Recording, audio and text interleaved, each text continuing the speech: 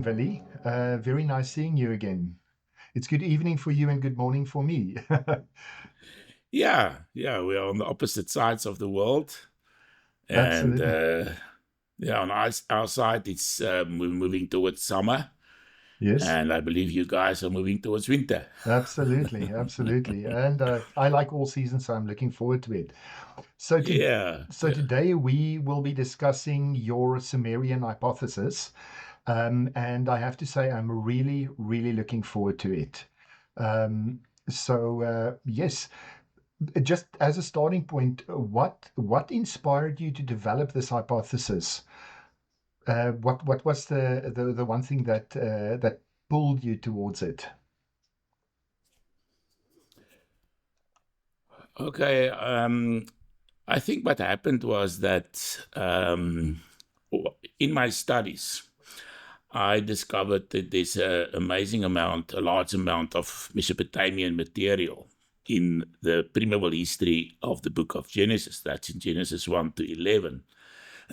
And the more that I studied the ancient Middle Eastern world, the Sumerian traditions, read all the different stories of the Sumerians, and also the academic literature, obviously, I came to the conclusion that there's a remarkable agreement between what we find in the Bible, in Genesis, in the primeval history, and in Sumerian tradition. And my question was, why? Why is this? What is the reason for that? And eventually I came to the conclusion that the best way to explain this is by the Sumerian hypothesis. Yes, absolutely, absolutely. So you basically saw that as not a distant precursor, but as Israel's direct historical stream, if I can put it that way. Yeah, so I believe that it's actually the prehistory of the Abrahamic family. So what you'll see in the Bible is that Genesis 1 to 11, it falls just before the narrative of Abram, where that starts the patriarchal traditions for the rest of Genesis from chapter 12, and actually a part of 11 also until 50. So there's a definite difference also in the style between the primeval history and the patriarchal narratives. And I believe that the reason is basically that the primeval history was regarded as the prehistory of the Abrahamic family. You will remember that Abram came from Ur in Sumer, the land of Sumer. Yes. We read in the Bible it was Ur of the Chaldeans. That's a later edition. And for the listeners, later editing on the text, yeah. Yeah, and for the listeners, that's modern day Iraq, just to sort of pinpoint it on a map. That's in Yes. the south of Iraq. Yeah, that's 100% right. Yeah. So if you look at that migration, that's the late Eastern Larsa period, so 2060 to 1818 BC, if I remember correctly. Yeah, so in my dating, I have actually written an academic paper on the Sumerian hypothesis that had been published in a peer-reviewed journal. And I've also published a new chronology of the ancient Middle East. That's also been published in a peer-reviewed journal. So what I found is that the best way to understand Abram in historical terms is to place him in accordance with the dating that we find in the Septuagint. Okay. The Septuagint is the Greek translation of the Hebrew text that was made in the 3rd century before Christ. So that was about 250 years before Christ that this translation was made from a Hebrew text that slightly differs from the Masoretic text that we have for different reasons, which we'll probably discuss at some point. Yes. But what I found is by far the best correlation between secular history and the secular chronologies is what we find in the Septuagint text. Okay. And yeah, so and according to the Septuagint, well, there are also two datings in the Septuagint, but the one that I prefer is the dating where Abram left the city of Harran in the year 1836 BC, because that correlates very well with the rest of what we know about ancient Middle Eastern history and the chronologies of the ancient Middle East. So in my chronological model, what I do is I believe that the best way to align the Egyptian and Mesopotamian worlds is to use the Egyptian low chronology together with Mesopotamian high chronology. Yes. And the reason why I did that was actually with regard to the Akkadian Empire. And I have good reason to believe, and I argue in this paper, that the Akkadian Empire correlates, chronologically speaking, with the 5th and 6th dynasties in Egypt. So once we have this alignment, then we find that in this chronological model, it also correlates very, very well with the Septuagint dates that I've just given. Yes. Take, for example, the Elamites incursion that we read about in the Bible in Genesis chapter 14. Now, there's for a long time, scholars did not believe that that happened. And Van Seters, for example, he's a very well-known scholar. He actually wrote a whole book about Abram in history and tradition, and he argues very much against the historical Abram. And among all the different arguments that he brought, now today, all those arguments has actually fell flat because the whole everything has changed in the academic perspective. But anyhow, the one thing that he mentions is that there's no Elamite incursion. And shortly after that, they actually discovered in the Mari texts that the Elamites did in fact rule the northern upper parts of Mesopotamia in that period, in the Abrahamic period, if you use the Septuagint date, as I've mentioned. And then the date, according to my chronology, it would be the high chronology, that Sumerian or Mesopotamian high chronology, that would be in the year 1821, that they took control of northern Mesopotamia.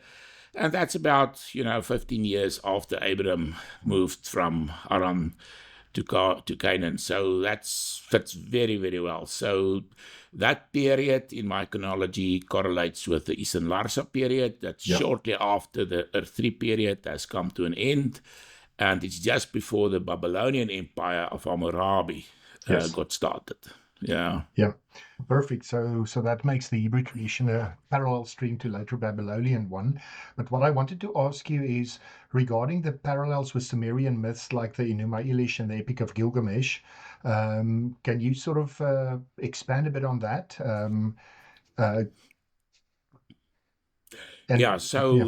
are definite correlations between, as I've already mentioned, between the primeval history and Sumerian tradition, but it doesn't really concern the Gilgamesh epic. The Gilgamesh epic was written during that very same time as the Abrahamic period. It was, literally speaking, in terms of the literary tradition, in ancient Sumer. That was about the same period, from the Old Babylonian period, that's what we call it, when this epic was first written down. And the Enuma Elish is much later. So I do not see any relation between those and the primeval history, but there is a very close relation between the literary style that we do find in the primeval history and the Sumerian king list. So the Sumerian king list, in that case, we have a kind of historiography that's very similar to what we find in the primeval history. We also have these genealogies. We have these long lifetimes, in the Bibles. Those people live up to 1,000 years, nearly 1,000 years. We have that same thing, very long lifetimes. We have these very short bits of information connected to certain persons during that particular period. And then what we also find is that it's also divided in certain people having lived before and after the deluge.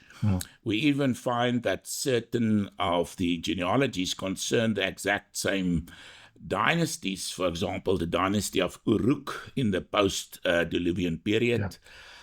And then we find also even some of those people in the two different traditions seem to be the exact same persons. And absolutely. also, I can in both cases, they also very much related, closely connected with ancient Sumer. Yes. Yeah, so that's a lot of agreements, and that tells us that this literary style was in use during that period, the Eastern Larsa period. That was when the King List was in its final form. It was edited from earlier forms. That was the final form that we have during the Eastern Larsa period, and that's exactly the same style that we found in the pre-medieval history. And there's no other document in the world that have that same literary style. It's only these two, and that gives a very good reason to believe that that was the time when it was written down. Absolutely. And it's just interesting if you do look at, you refer to the Sumerian king list, which lists all those antediluvian kings. It mirrors basically the patriarchs in Genesis 5. So it's very, very interesting. So so Willie, you sort of touched on the key archaeological or textual evidence. Is there any other Mesopotamian influences that stand out for you that can sort of collaborate or support the Sumerian hypothesis? Yeah, so they're not particular documents, but if you, for example, take the Sumerian worldview and you compare it with the biblical worldview that we find in the pre-medieval history, especially in Genesis 1, but also the rest from Genesis 1 to 11, but especially in the creation narrative, you'll find it's very, very, very similar. It's so similar. It's basically the same worldview that they share. And then also you find the very similar motives, literary motives in both traditions, and you find similar stories. I mean, there's quite a lot of them.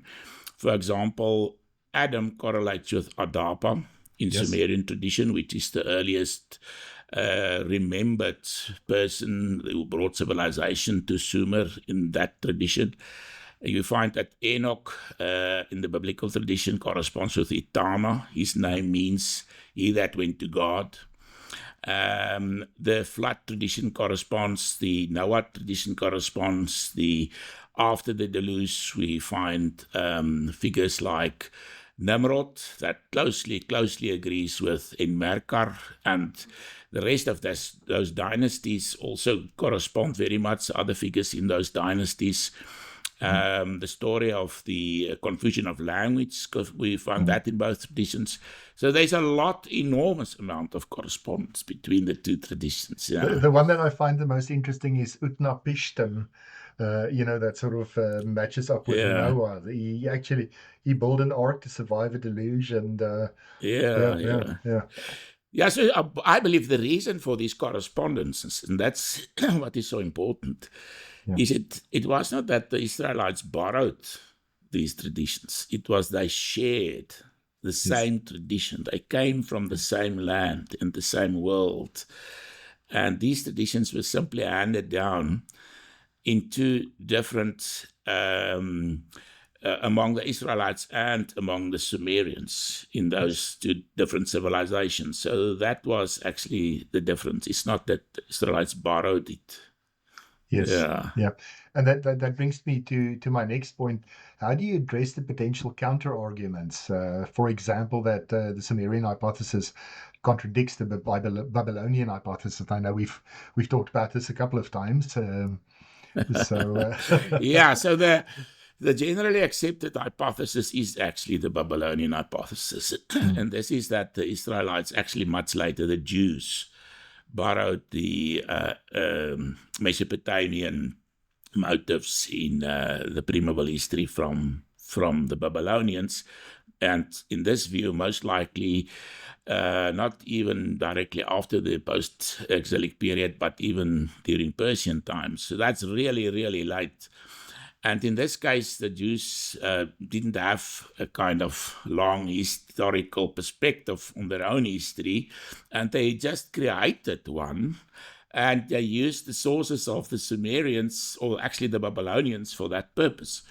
Now, that doesn't make sense to me at all. I just don't think it works. I believe that every people has a long tradition in which way they understand their own history and prehistory. The same is true for the Israelites. Now, why would I argue against the Sumerian hypothesis? Now, there are different reasons. I would say one reason I've already mentioned is the literary style of the pre-Bible history that corresponds with that of the Sumerian king list. And it makes absolutely no sense to believe or to think that a Jewish writer in the post-exilic period would write a document and try to copy a style from more than 1,000 years, 1,500 years earlier. It just doesn't make sense. It doesn't make People sense. write in the literary style of their time, and you will never change that. Yes. The other thing is that there's absolutely no Babylonian influences in the pre-Bible history. Yes. You'll often find that people refer to the deep, to whom, and say, okay, that's a kind of Babylonian concept, and it agrees with Tiamat in the Enuma Elish and so forth. But that's just not true. It does agree, but that particular terminology is much older than the Babylonians. It goes back to the Sumerians. It goes back to Akkadian times. Yes. So there's no Babylonian influence per se there. And I cannot find any Babylonian influence in the pre-Bible history. And that tells us it's most likely that this had been written down at least in some form as a source material for later biblical authors like Moses. So it was most likely written down before the Babylonians took control. That is before Hammurabi took control of Mesopotamia in 1818. Now we've seen that Abraham migrated from Harran to Canaan in about 1836 BC, so that's just before that time. And there's no reason for us to believe that there was any Babylonian influences whatsoever in the Sumerian, in the pre-Bible history. Another thing that I can also mention is that the historiography that we find in the Sumerian, in the pre-Bible history, the way that the biblical author arranged history, the way that he understood the prehistory of Abram to have developed, is and align very much with a reasonable reconstruction of Sumerian history. That's actually, in my view, the best way to reconstruct Sumerian history is to align it, or to do it in such a way that it aligns with the biblical tradition that we find in the pre-Bible history. These two are very much the same. Now, if it was written so much later during Babylonian or post-Babylonian Persian times, how on earth would an author be able to write these things down, to have a historiography that agrees with the real history that we today in scientific and archaeological terms have been reconstructed of the Sumerians? It just doesn't make sense. Absolutely. I believe these are powerful arguments. Yes. Oh, without a doubt. So just for the viewers as well, you've published the Sumerian hypothesis in a few let's call it literary sources. Can you just mention where we can find that if we need additional information? Yeah, it's been published in the Journal for Semitics, and it's also available on my academia.edu, my page. I've posted it there, so you can just find it there. Yes, absolutely. So next question, and I think this is the one that everybody's looking forward to, is How does the Sumerian hypothesis reshape our understanding of the Nephilim or the seed of the serpent in Genesis 6? Yeah, so on this podcast, we are actually very much concerned with the Nephilim. And so the question is, when did this tradition originate? So it's only in the Bible that we find this terminology, Nephilim, and only in two places. And one of those places is actually in the pre-Bible history, in chapter 6, Genesis chapter 6, verse 4. And there we read that there were Nephilim on the earth in the days before as well as after the flood, when the sons of God fathered these heroes with the daughters of men.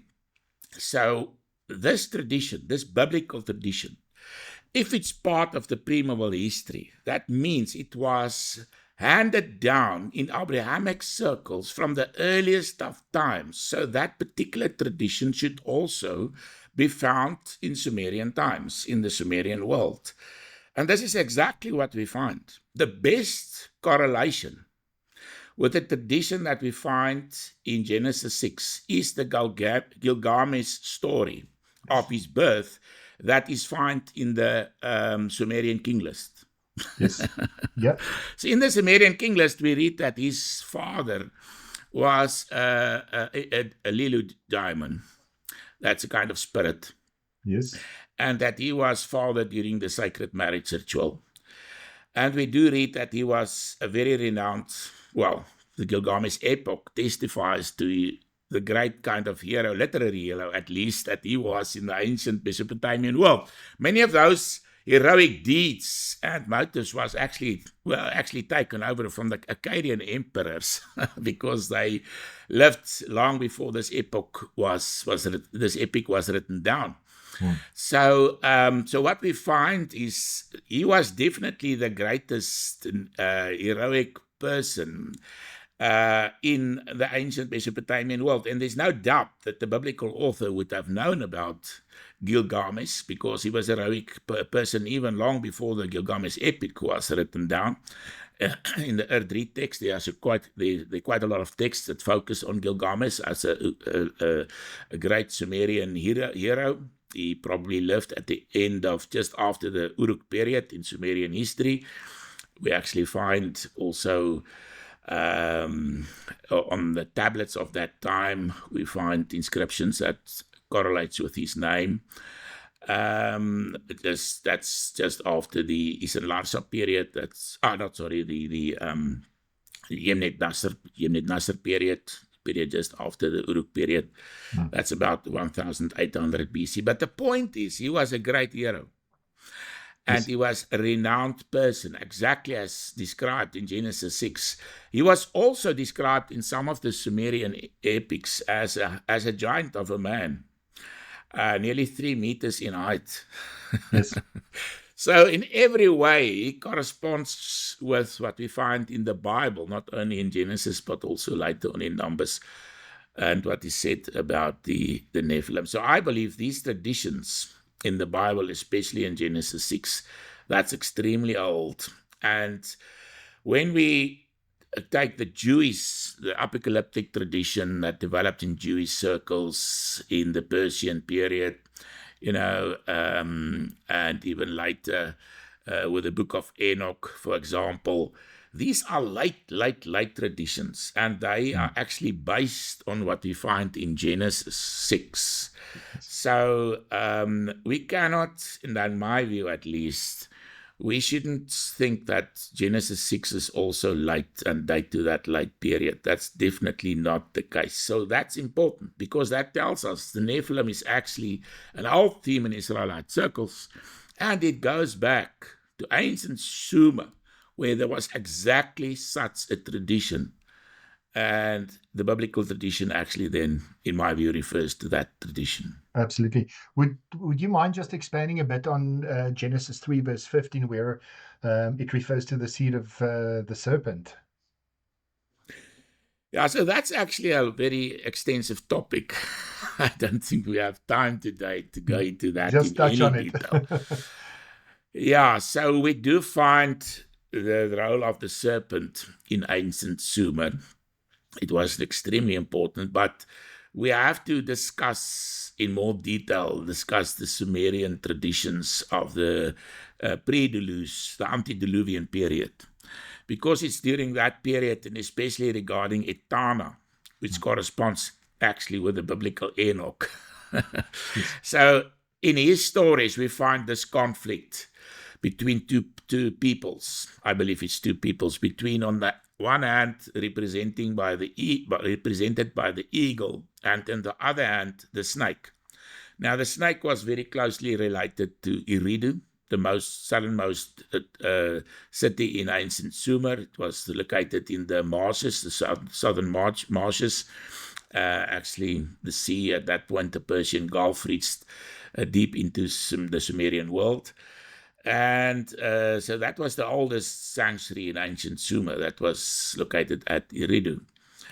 And the god of Eridu was Enki. It just means the Lord of the earth or the Lord of the land. That was the primary god, the most important god of the Sumerians. And we'll at some point we'll come back to this and discuss these concepts in much more detail. But the point is just the snake was very old in Sumerian tradition. It was connected with the groups opposing to what we find regarding Etana or Enoch, very similar to what we found in the Bible. But these are things that we'll have to discuss in much more detail at some point. But so there's a definite tradition about the snake and the role of the snake. And what we actually found that near Eridu, they've discovered some figurines of a woman breastfeeding a baby with the features of a snake. And some people believe that that's image of an alien that actually visited the earth at that point in time. That's not my view. I do believe that it's closely linked to the shamanism of that time, because snake or serpent's shamanism was definitely practiced. We know that the oldest layers of the Sumerian tradition was very much a shamanistic tradition. And that's also, and in that tradition, this woman plays a very important role, the snake woman. And in the Bible, we also have the snake that's, talked to Eve, which I believe is also to be understood in a shamanistic setting. Yeah, the Nakash. And like Balaam also later on, exactly the same kind of thing. Yeah, so I hope that's enough information for now. Yeah, absolutely. Yeah, when you look at these Sumerian serpent deities, I think Ningish Zida, if I pronounce that correctly, she's a serpent goddess. But Nanursag, yeah, that's the lady of the great mountain. And she guards sacred knowledge. Means lady. Yes, yeah, and Gursag is the great mountain. Yeah. Fascinating. She was actually the consort of Enki in the ancient tradition. Yes. And it's actually Enki's seed that fell on the ground. That's just a very primitive and rude expression image for the fallen gods. Yes. That was born on earth. That's closely connected with the traditions about the Nephilim. I discuss all these things in the first volume of the Nephilim. An epic age, and also in the others, this little volume, 9 Ages of the Nephilim. I discuss that, in those books. And on that point, I mean, I can just, if you don't have a foundation in any of this is a very good source to go to, the 9 Ages of Nephilim, and it's available on Amazon. So it's like I said the last time, this is, I've basically read it a couple of times now. It serves as a prologue to the trilogy. Yes, absolutely. And then the trilogy, would you like to just quickly touch on that before we head off into the sunset? Yeah, so it's 3 books that actually follows the Nephilim from the earliest of times. So the first book focuses on the early period, from the antediluvian period until the beginning of the Babylonian period, 1818 more or less. And then the second book focused on the Mediterranean world once the Nephilim migrated to Canaan and other parts of the Greek world, the Mycenaean world, all those areas in the Mediterranean, and also even further into Europe. And then the third volume focused on Europe and the Nephilim traditions that we find in early European tradition, and later on the families that believe themselves to have been scions of the Nephilim and the bloodlines that survived even to this day. So that's in the third volume. Yeah. Perfect. Wonderful. Well, thanks for that. Any final thoughts? No, I just think these are fascinating topics, and I believe we have a lot to discuss on these podcasts, and we'll slowly but steadily we'll move through history, and I hope that those that's listening to us will really enjoy this and tell other people about it, and that we'll form a nice large community of people interested in the Nephilim lore, and that can actually participate in discussions and also ask questions. You're most welcome to do that. Absolutely. And if you don't want to miss any episode, please like and subscribe. Otherwise, something might slip you by. So, Billy, thank you very much. Thanks for your time. I really appreciate it, and I'm looking forward to the next one. It was very nice talking to you. Thank you.